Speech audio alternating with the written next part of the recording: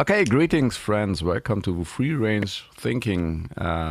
We are here again in our cozy recording caves, ready to dive into some interesting topics and rabbit holes. And I'm Alex Karl, and I'm Sharon Lee. I wanted to spare you to talk so much in the intro because of your cold. No, that's fine. Thanks. But every week we serve up a delicious buffet of neurodivergent topics, discussions, questions, and explorations around the subject of living as a neurodivergent human. And we enjoy talking about and celebrating how people like us can not only thrive in today's world, but prosper, because the world desperately needs neurodivergent humans to bring real transformation and evolution to mankind. And we are the keys through the shitstorm of a one-size-fits-all world. And that's no joke. So true. So today we had to look back over our notes and figure out, like, what were we talking about last time? So we kind of found our notes and found our way and going to be adding to it. So why don't you lead in with you were telling me something about the neurodivergence and Greta Thunberg. Yeah, I was wondering last week what Greta Thunberg and the whole Friday for Futures movement is about right now, because it came to a really hard halt because of the pandemic, and if they are getting momentum again. And I found some quite interesting interviews with her where she was saying that her neurodiversity, for example, being quite high on the Asperger scale, helped her in starting this movement. Mm-hmm. Because since she was 8, she was into, or when she was 8, she learned about climate change, and that's something she dived into then from her early childhood, and then she started this school strike for the climate on Fridays. When she was 15. And for example, one thing she said in the interviews was that because of her Asperger's, she was able to take a step back or ignore all the social networks, for example, or the other kids in her age were into. And focus and concentrate on the things that are really important to her. And focus on this one topic of climate change and making it her one thing in life that she's into and that she's working on. And so there I was thinking, this some kind, we often use the term superpower, and when you look at Greta, for example, it's like a real superpower that brought like millions and millions of people, make them aware of climate change and do something about it. That quite fascinated me. And she says that a lot of it has to do with her neurodiversity. Mm-hmm. That I found quite fascinating. It makes sense. It's sort of like where I've come to settle, but then looking back through my life, I can definitely see a pattern that human behavior is, behavioral science is definitely my swim lane and my object of obsession, would you call it? Research, joy, passion, you name it, anything connected to that, which I, of course, see all connections leading to that. And and you said something else that was interesting, that she didn't care about what the other people were looking at, what the other kids are looking at in social media. And I can relate to that, because things like Facebook or Twitter or things. They just absolutely hold no diversionary pull for me at all. It's completely, I'm completely undistracted by it. And undistracted by a lot of the stuff that seems to hook, I don't want to say average people, but I mean, the majority of people get sucked into it, like reality TV. Have zero interest in that. Things like that generally, it looks like the most of the population are, like hungry for, or that they fall in, and the media can get their hooks into stuff like that. It doesn't affect me. I can look at it and pass and go, yeah, okay, and dip it in and then walk away very, very easily. And I do wonder if that's because of the neurodivergence and how I'm hardwired. And if that's the case, if that is part of it, then it's like, whew, what a gift to not be a prisoner and a slave to the things that society dishes up, and creates such a distraction. How is it for you? I would say the same. I mean, I can remember when some reality TV shows were completely new. For example, there was this Big Brother show where they put like 10 or 12 people in a container, and they have to live there for half a year or so, and everywhere were cameras. For the first time, when it aired the first time on TV, and it was new, I was, for example, interested in it for some weeks. And then it immediately got really boring. And the youngest example that I can think of, do you know Clubhouse?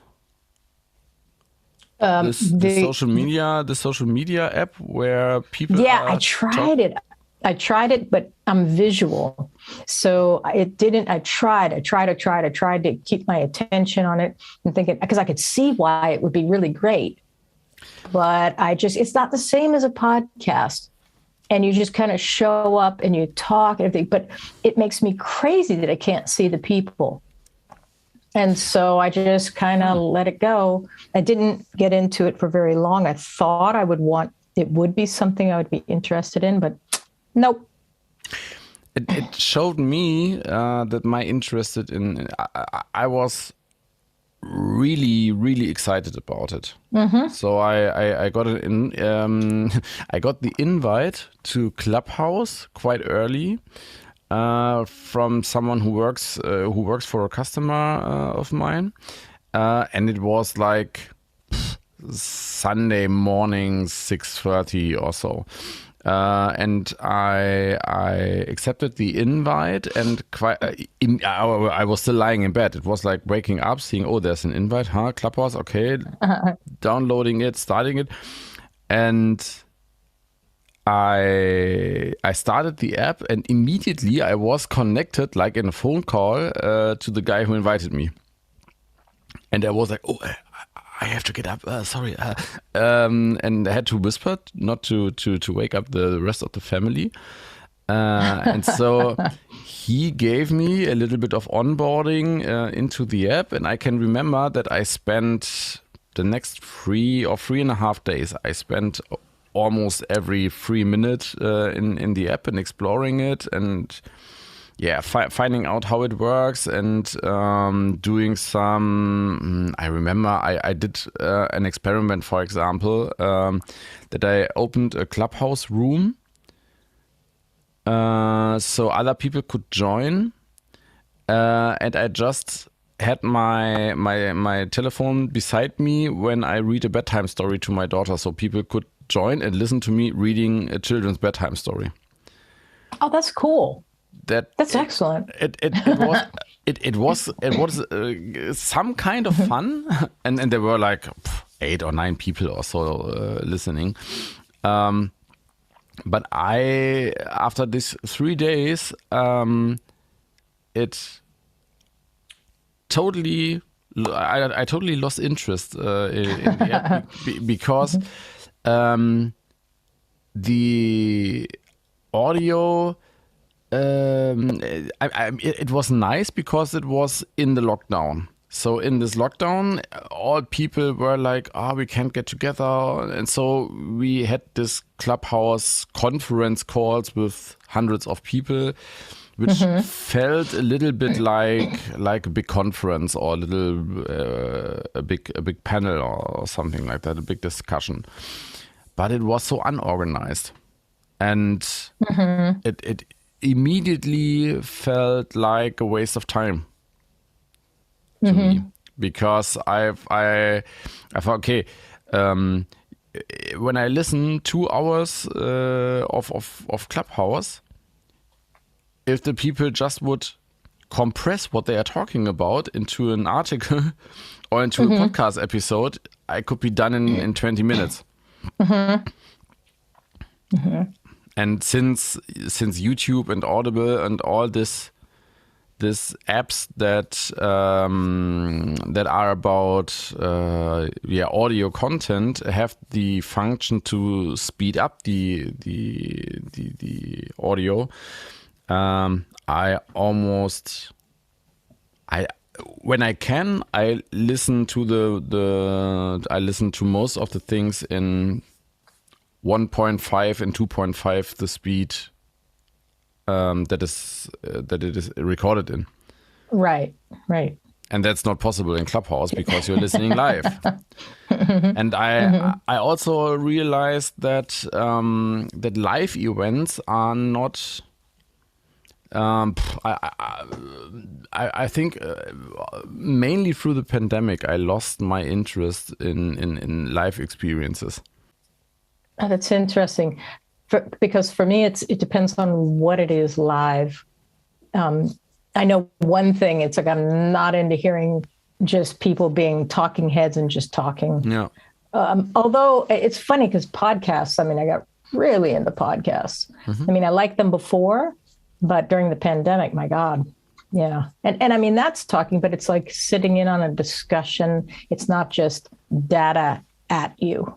And the relationships between people really shines through. And so those are the ones that I really ended up getting hooked to or falling in love with.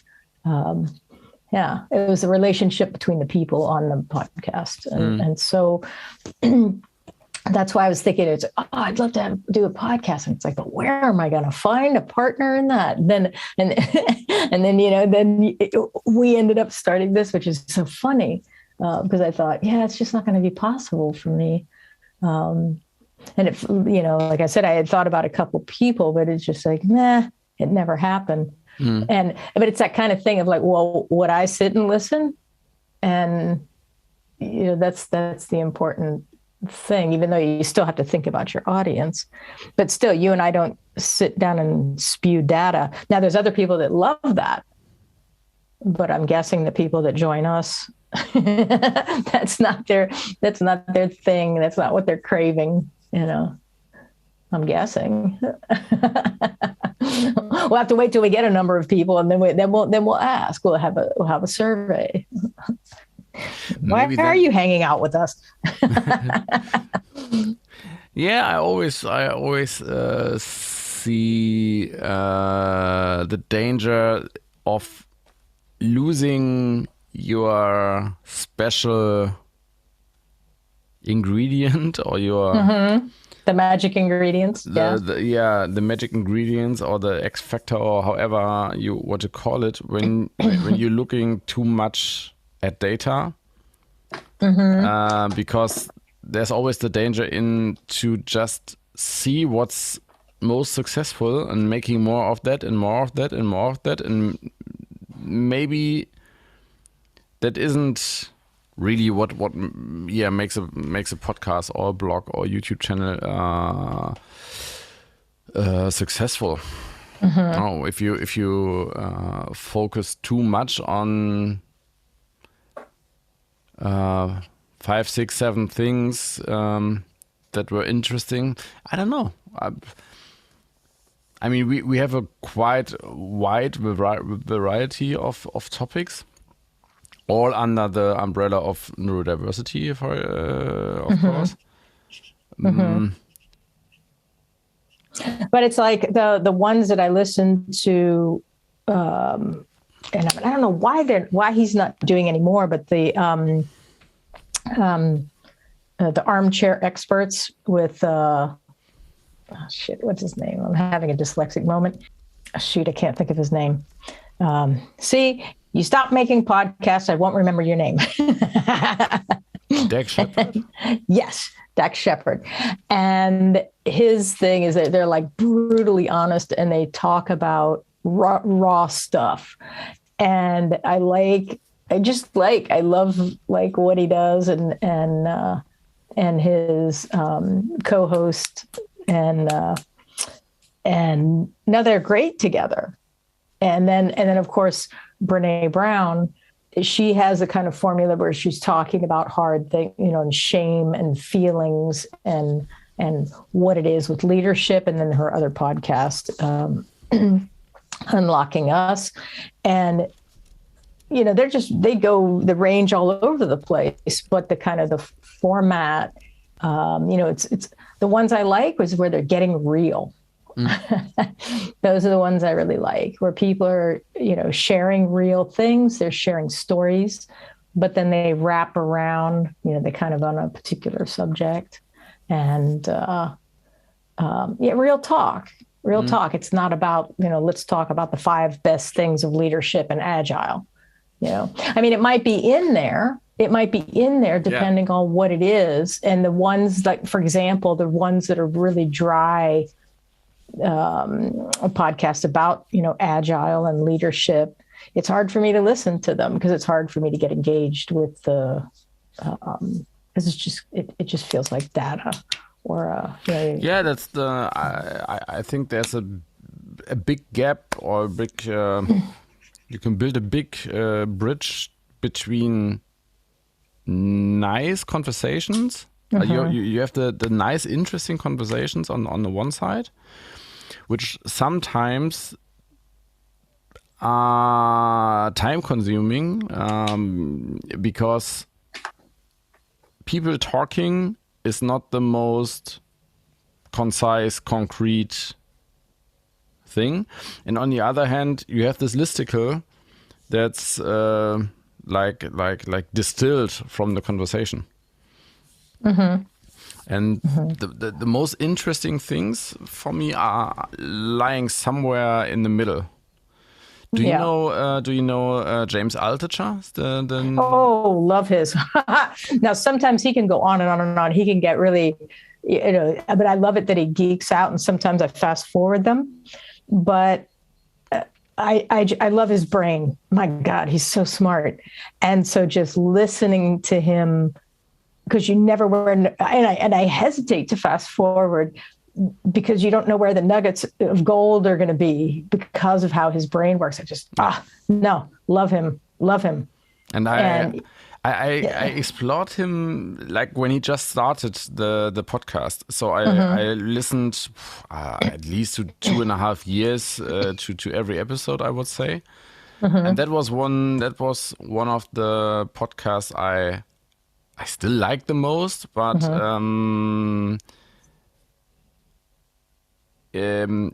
what I like most about him is his interrupting style, because he is so, and he often warns his guests that he is a big interrupter, and as soon as he wants to dig deeper into something a guest says or so, he has no problem with just stopping the conversation at that moment. And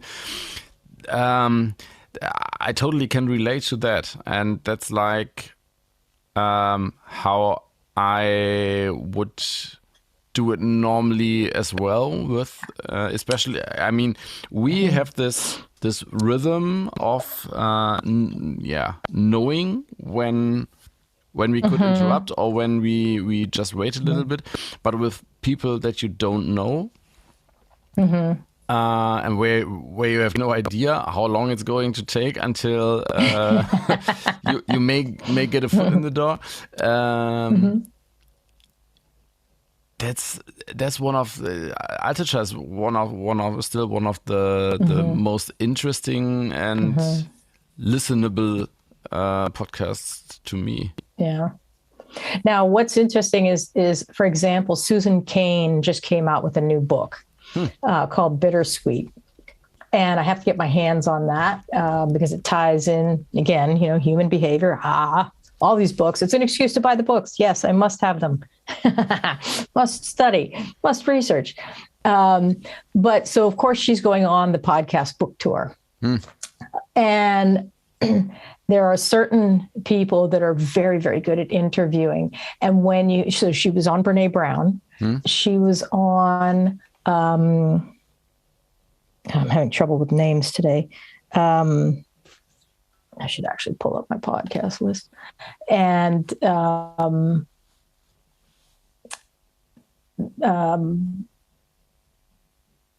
wait, hold on a second here. Yeah, Glennon Doyle. And her podcast is We Can Do Hard Things. And so they had a great discussion about it. But one of the best ones, and I listen to Tim Ferriss all the time. So Tim Ferriss he asks the questions that I would ask. And so it's delightful. So they got, and you think, well, usually when somebody does a podcast tour for a book, you end up hearing them repeat the same things all the time. Yeah. So I pick the podcasts where they have an interview style, and then you really get an idea of the author in the book. And it's phenomenal. Yeah. And so, Tim Ferriss interviewing or having a conversation with interviewing, yes, but having a conversation with Susan Cain was so excellent. And I saw that in my there's podcast, a number of them, and I did the same thing. Yeah. So there's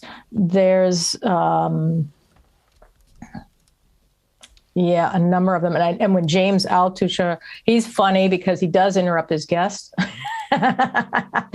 And, to hear some people go toe to toe with him is super interesting. Yeah. Because if anybody's willing to sit in the chair across from him, you're like, okay, this is going to be interesting. And usually he has people on there that are, they're people that other people aren't interviewing or that I don't necessarily care about, but I listen to it, off and on because it's James. Did he talk about neurodiversity, or did you hear him talk about neurodiversity?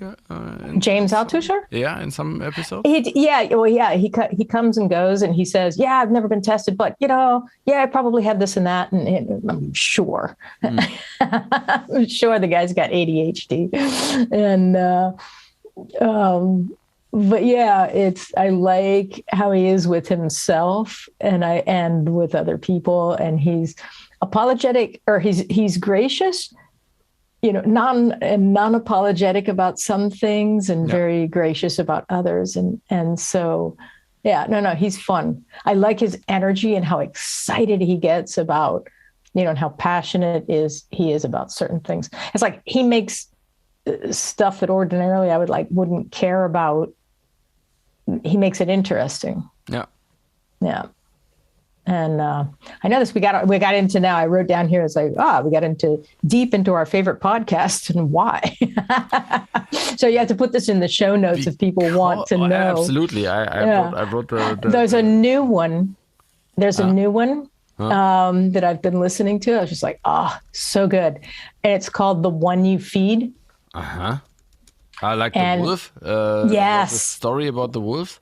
Yes, exactly. Cool. And And so I was listening to, because I've been doing some research and study about breathing, and mostly to like for myself, because I knew I had a cold. And I was like, okay, now's the time. Let's, see if we can do some healing. Yeah. But so he was talking to somebody about Johnny Miller, I believe is the one that I listened to, and he was talking about that guy. His passion is the nervous system mastery, and that was number 481. That was so good. It was so good. And then that led me down the rabbit hole of some other stuff. But that one was really, really good. And so and Johnny Miller has a podcast. And I listened to one of those. And his is called Curious Humans. Mm-hmm. So that was an interesting, I listened to that one. And listen to that one. It's I forget which which one I listened to now, but it was really good, and I liked. But they were talking about breathing, because Johnny Miller's thing is about breathing, and so that one, I went on his to look that up, and then somebody turned me on to one called The Mindful Surfer. And so I listened to two of those because a surfing friend of mine was telling me something about it. And I don't remember which episode I listened to. But I listened to one, and it was, I think it was number 76, about why some surfers are more stoked. And it has to do, stoked meaning joy. And about actively doing what we love and bringing more joy into our lives. And that was phenomenal. And it's like the thing of like, if you do your passion, then you bring it home or you bring it into your work. And it's a part of self-care. It's that thing of putting the oxygen mask on first, that if we are actively seeking joy, then it touches everything in our lives. And so that was interesting to hear them talk about that. Yeah, I think they're from Australia. That's a bit of a almost full circle to the intro, and if the neurodiversity as a superpower again, because on the one hand, it's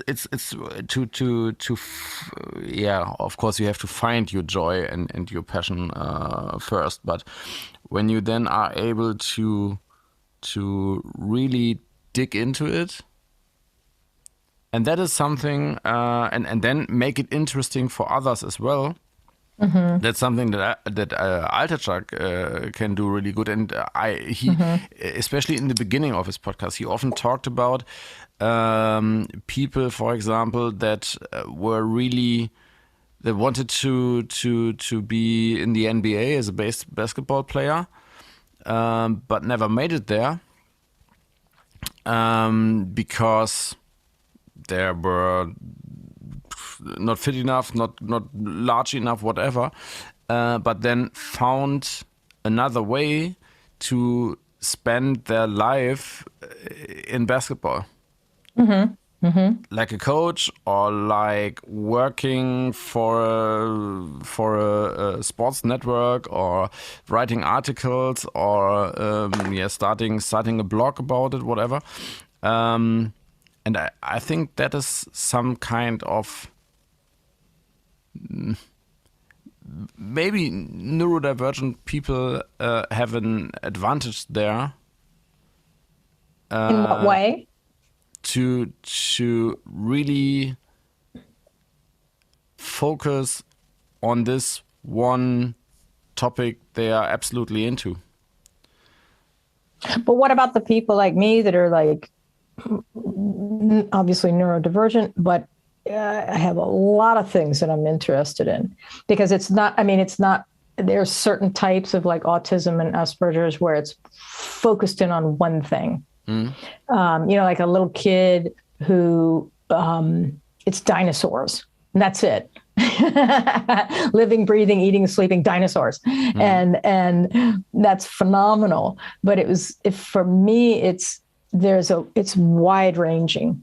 Now I can see the connection. Other people might not see the connection, but I do. I feel it, and yeah. Go ahead. Can you have this deep focus on wide-ranging topics? Yes. Do you know what I mean? That as a neurodivergent, you are able to focus really deeply on a lot of things. Not at the same time. Not at the same time. However, when I say that, there's a caveat. However, while I'm focused on one thing, there's always my receptors are open. I don't know how to, it's interesting that you're asking me this question, because it's like, God, what is it that I do? How do I do that? I'm always aware of the connections of things. So there's always these sensors that are out there. So while I'm completely and utterly focused into something, okay, I can give you a good example. Well, the behavioral science thing. This is kind of like the all-encompassing, just obsession focus that I have. I can't turn it off if I tried. Everything to me is connected to that. Therefore, it's when I'm reading something, or I'm listening to James Altucher, or it doesn't matter what I'm listening to. I see the connections that that it all leads back to this very primal state. And so I see everything within that sort of, I don't know if format is the right word, but it's the connectiveness aspect of part of the superpower that is so. Whereas if it was just, now I'm getting off into the weeds. So I'll stop there for a moment. I'll put as they say, put a pin in that. And I just have, I don't often have any images in my mind, but right now I have to think about this like FBI agent who has a big wall of clues and post-its and photos and rips out of papers, and connected those with red threads and this pins in it, and so I think you have a lot of different topics there, but they are all you are hyper focused on one topic on one time, and then you can really easily switch to another one. Exactly. But you always have in the back of your mind, you have this overarching behavioral science meta topic, and then you can see patterns and you can draw connections and you can combine things that other people maybe wouldn't see. Or they would see, no, that has nothing to do with that, because it has to be, or that's not the way it should be. And you are like, I don't care. I can draw a connection where I like to, and then you I have the connection. big picture. I like the way you described it, because it's like this big map, this overarching map that I have that. With I was to say the serial killer connected threads. That's kind of what it's like. I like your description. I can relate with that, but I am still looking for mine. I haven't found my umbrella topic yet where I can put everything under. because it's too much. It's a little bit of marketing. It's a little bit of life and biohacking. It's productivity. It's flow. It's martial arts. It's all over the place. And I haven't found the one thing that ties it all together yet. Does it need to? It would be nice. I would like to. It doesn't need to, but I would like to have something I can. I started the website some weeks ago where which I called Raketenchirurgie, so rocket surgery. Because rocket science and brain surgery. Yes, I get it. I like it. Maybe I use it, or maybe I build something with this label in mind, so that I can always remember or remind myself that it doesn't have to be always this one topic, because I like to draw this connections and see patterns as well, and connect things that other people wouldn't connect, or where they wouldn't see a connection. Or where they tell you those things don't go together. Yeah. Like, bullshit. Yes, they do. And here's how. Now they do. If they didn't before, they do now. For sure. That reminds me of this. Do you know this story by Ken Robinson with the little girl in school that's drawing a picture, and the teacher asks the little girl, "Oh, what are you drawing there?" "Oh, I'm drawing a picture of God." And the teacher goes, "That's not possible. Nobody knows how God looks." And the little girl says, "They know in a minute." I like that. I like that very much. Excellent. But yeah, and it's like, it's difficult sometimes. And I think part of the superpower of a number of neurodivergences, especially, amongst my friends, and I don't know if we just gravitated towards each other because of this or whatever, but we kind of share that thing of, we don't give a shit. Therefore, it's like that little girl. It's like, don't tell me what to think. Don't tell me how to think. And this is my reality, and not being shamed into the normative way of being, and that, fully claiming what we see and how we feel and how we think. But you have to, there's a certain amount of, I don't know, bravery. It's mostly foolishness, because in society, it's like brave and foolish is a very fine line to be able to speak out, because you can totally get fired. And not because you're being rude, but because people are in a lot of spaces, they don't want, or it's culturally, or it's punishable to speak the truth, and that everybody has to. It goes back to that thing I was talking about last time about interesting and important, and the people who define what's important are very uncomfortable when other people won't play the game of what has been labeled as important, or what has been, quote unquote, decided as to what's important. And so those of us are be like, bullshit. That's not important. It's like calling out the emperor's new clothes. He's naked. That's not important. And people don't like that.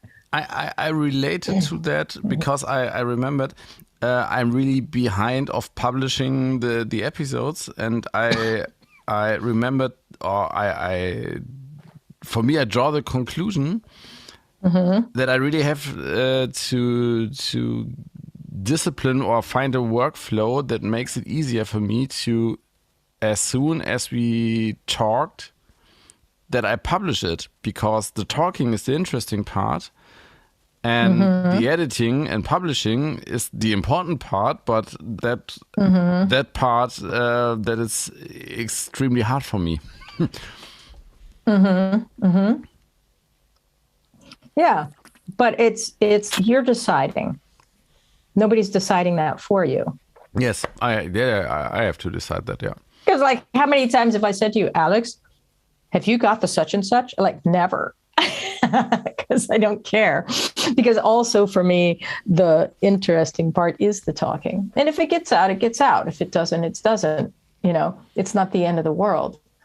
And I'm just like, yeah, he'll do it when he does it. You know, but again, we're not in a business. It's not set up in a business. We don't have,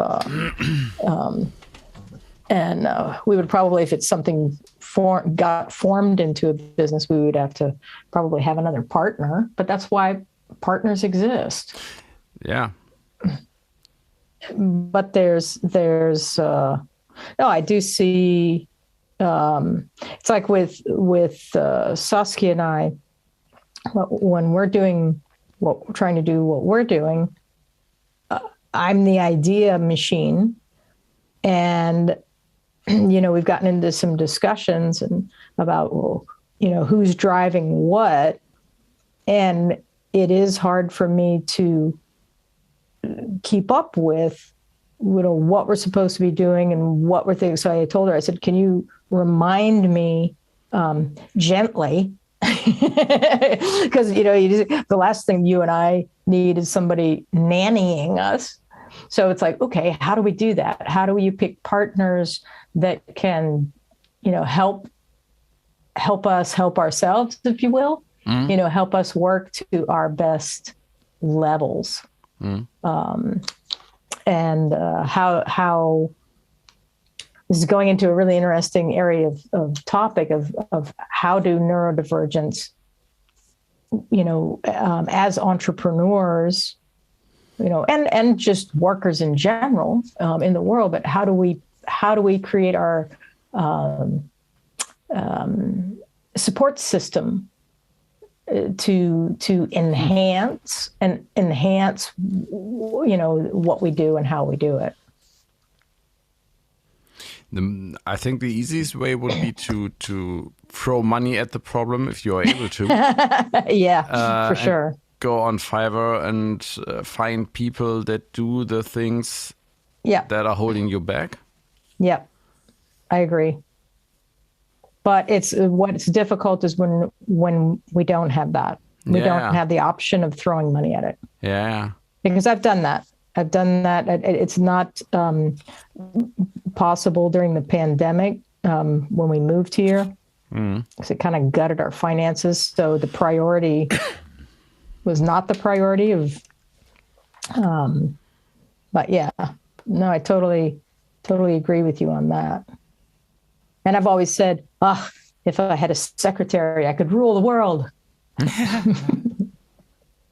Yeah, but that's, I mean, there's where neurodiversity or neurodivergent in the workplace comes into play, because if you know some people in your organization or in your team, and if you know who has which strengths and who has which, I don't want to say weaknesses, but you know what I mean, then it might be much easier to get things done if you can plan stuff ahead, because you know, okay, Sharon is going to do this and that because that's totally her strength, and she's going to get it done in 10 minutes where other people need 3 days. And if you would know that of all your people in your team. Exactly. And you could use the skills of all those people in the most effective manner, just imagine how productive and creative and innovative teams and companies could become. Yeah. Well, this is what I try and help teams do. Yeah. And especially kind of new companies to figure that out, lay the groundwork, the awareness, and teams in terms of small companies and startups, and say, what to raise the awareness of what the team members are good at. And and everything works great when things are calm. But if things start to turn to shit or get really difficult, then there's a lot of expectations that people bring to the table, and generally false expectations. And that's where they get into trouble. And so to figure out how to work, and it comes in two parts. What can we give and what do we need? And it's one thing when everything is kind of calm and is running well. It's another thing when things get tense and it kind of start to go off the rails. Then that changes what somebody needs and what they can give. And if you're talking about neurodivergence, and then you get into the area of like, but that's not fair. This person needs more. It's like, well, is it? What's the, so you have to have all these discussions instead of just throwing the people together and hoping for the best.